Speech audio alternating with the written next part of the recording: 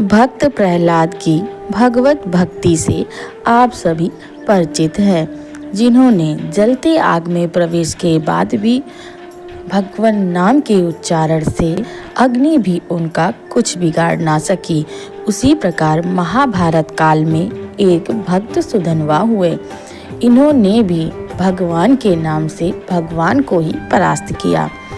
इन्हें भी जलते उबलते खौलते तेल की कढ़ाई में डुबोया गया, पर भगवान नाम के उच्चारण के प्रतिफल उनका एक रोया भी नहीं जला। आइए आज सुनते हैं भक्त सुधन्वा की अद्भुत कथा।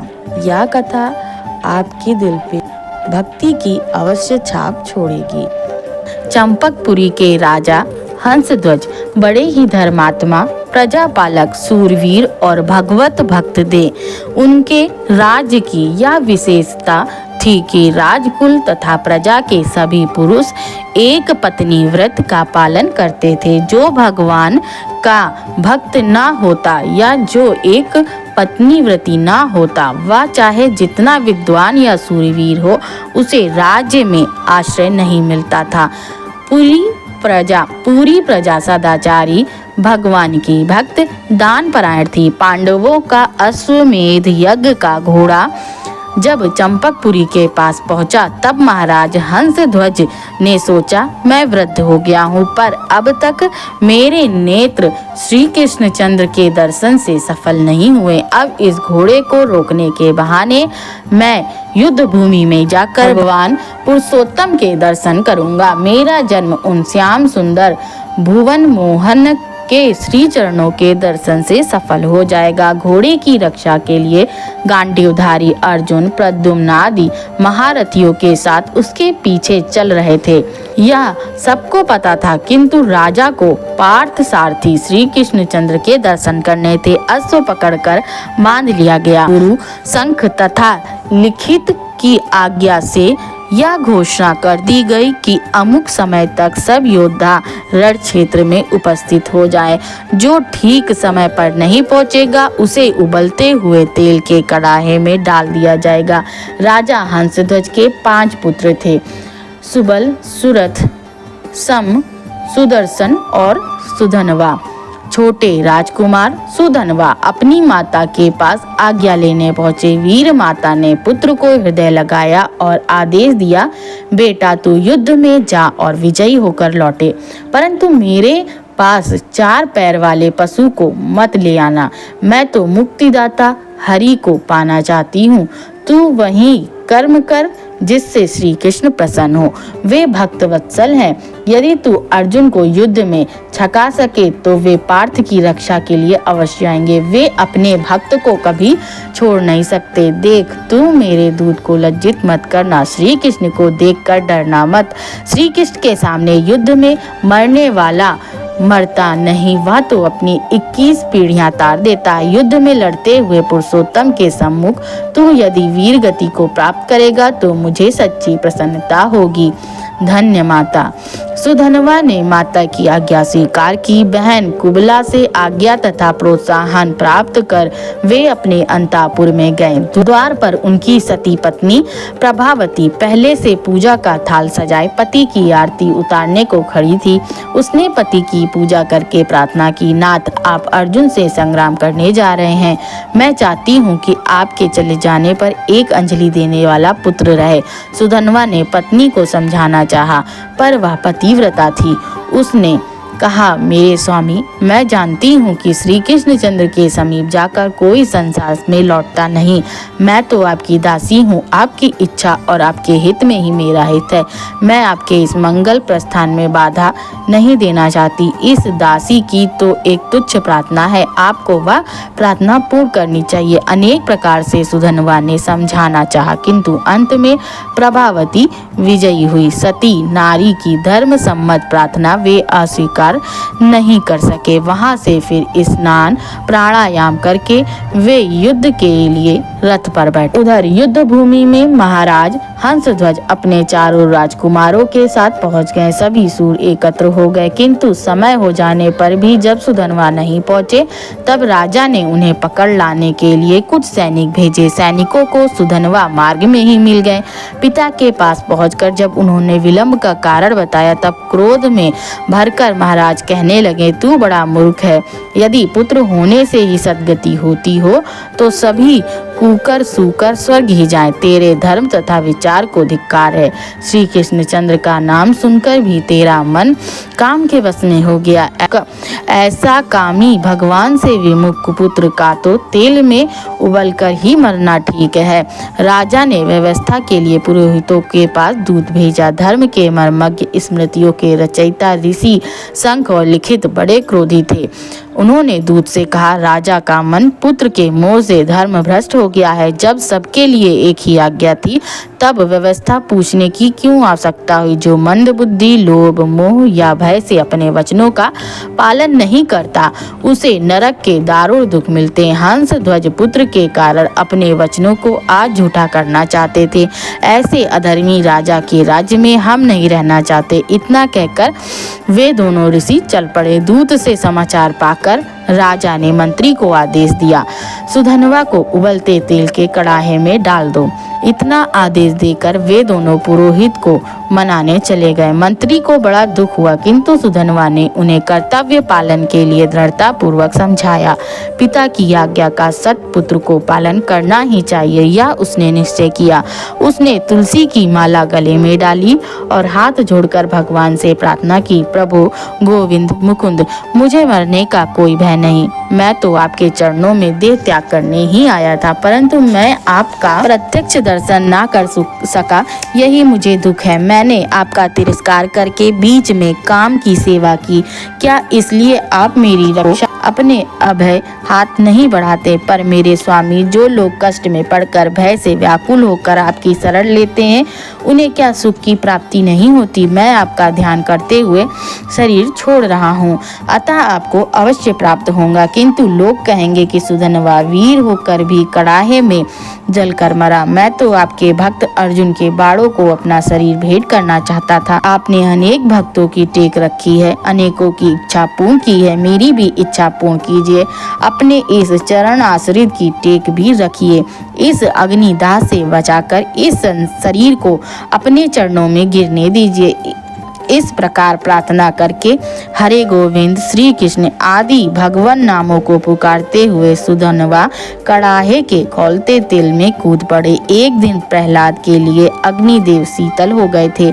एक दिन व्रज बालकों के लिए मयूर मुकुटी ने दवाग्नि को पी लिया था। आज सुधनवा के लिए खौलता तेल शीतल हो गया। सुधनवा को तो शरीर का भान ही नहीं था। वे तो अपने श्री कृष्ण को पुकारने, उनका नाम लेने में तल्लीन हो गए, किंतु देखने वाले आश्चर्य मूढ़ हो रहे थे। खौलते तेल में सुधनवा जैसे तैर रहे हो, उनका एक रोम तक झुलस नहीं रहा था। यह बात सुनकर राजा हंसध्वज भी दोनों पुरोहितों के साथ वहां आए।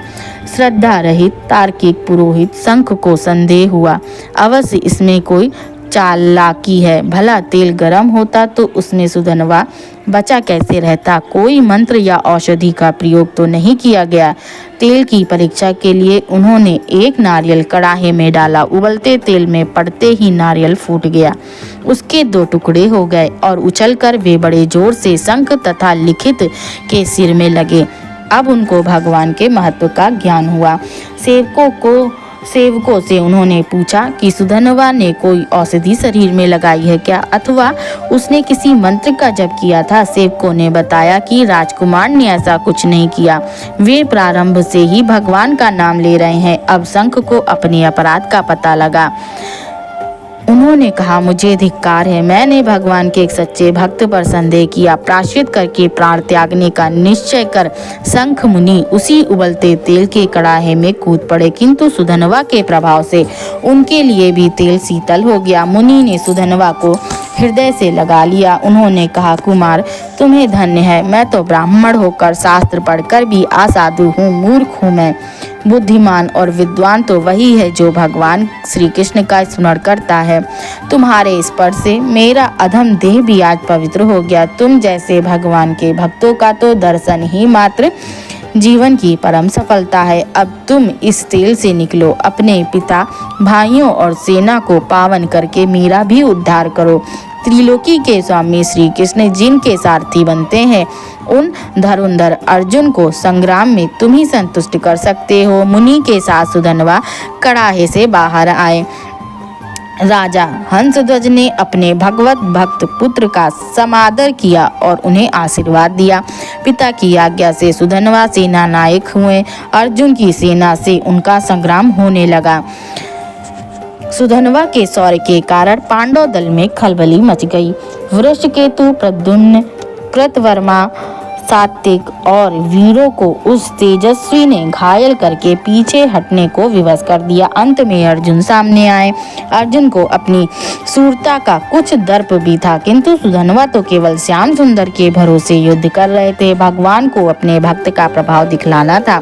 बालक सुधनवा को अपने सामने देख पार्थ को बड़ा आश्चर्य हुआ। सुधनवा ने उनसे कहा, विजय सदा आपके रथ पर श्री कृष्णचंद्र सारथी के स्थान पर बैठे आपकी रक्षा किया करते थे, इसी से आप सदा विजयी होते रहे। आज आपने अपने उन समर्थ सारथी को कहाँ छोड़ दिया? मेरे साथ युद्ध करने में श्री कृष्ण ने तो आपको नहीं छोड़ दिया। आप अब उन मुकुंद से रहित हैं। ऐसी दशा में मुझसे संग्राम कर भी सकेंगे या नहीं? सुधनवा की बातों से अर्जुन क्रोध में हो गए।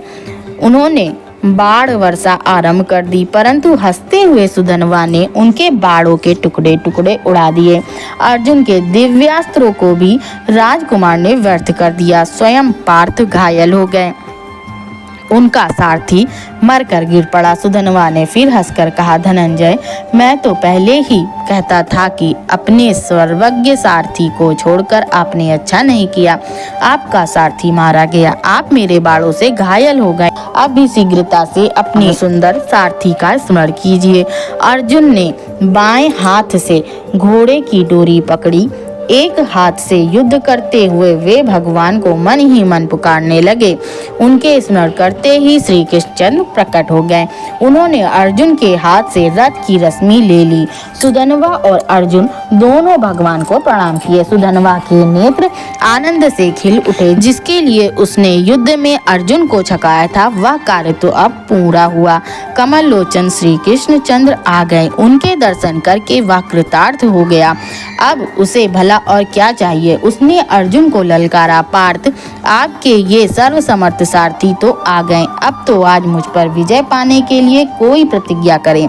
अर्जुन को भी आवेश आ गया। उन्होंने 3 बाण निकालकर प्रतिज्ञा की, इन 3 बाणों से यदि मैं तेरा सुंदर मस्तक न काट दूं तो मेरे पूर्वज पुण्यहीन होकर नरक में गिर पड़े। अर्जुन की प्रतिज्ञा सुनकर सुधनवा ने हाथ उठाकर कहा, ये श्री कृष्ण साक्षी हैं, इनके सामने ही मैं तुम्हारे इन 3 बाणों को काट ना दूं तो मुझे घोर गति प्राप्त हो। यह कहकर सुधनवा ने श्री कृष्ण तथा अर्जुन को बाणों से घायल कर दिया।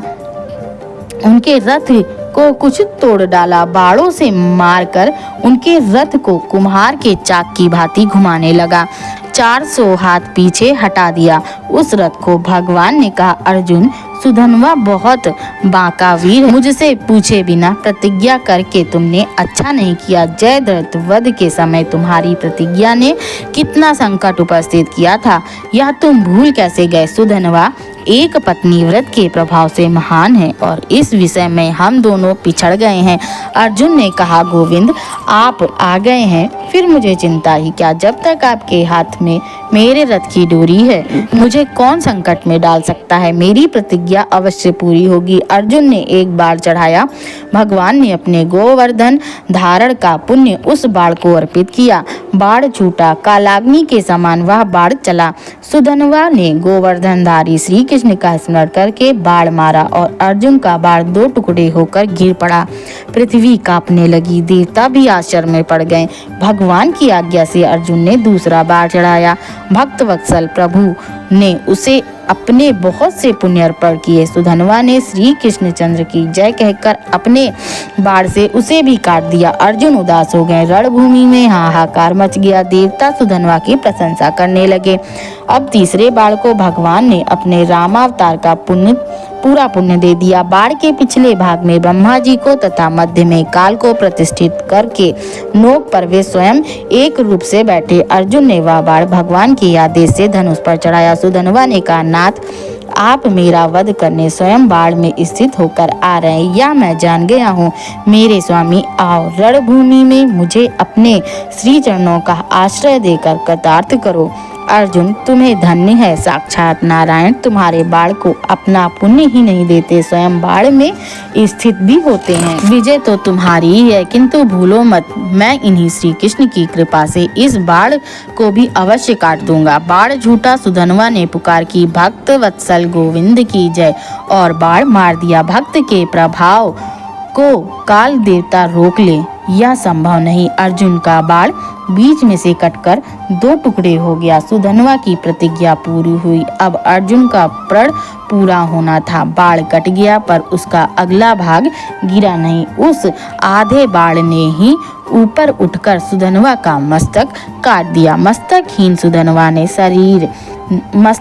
सुधनवा के शरीर ने पांडव सेना को तहस नहस कर दिया और उसका सिर भगवान के चरणों पर जाकर गिरा। श्री कृष्णचंद्र ने गोविंद, मुकुंद, हरि कहते उस मस्तक को अपने हाथों में उठा लिया। इसी समय परम भक्त सुधनवा के मुख से एक ज्योति निकली और सबके देखते देखते वह श्री कृष्णचंद्र के मुख में प्रविष्ट हो गई। जय श्री कृष्ण।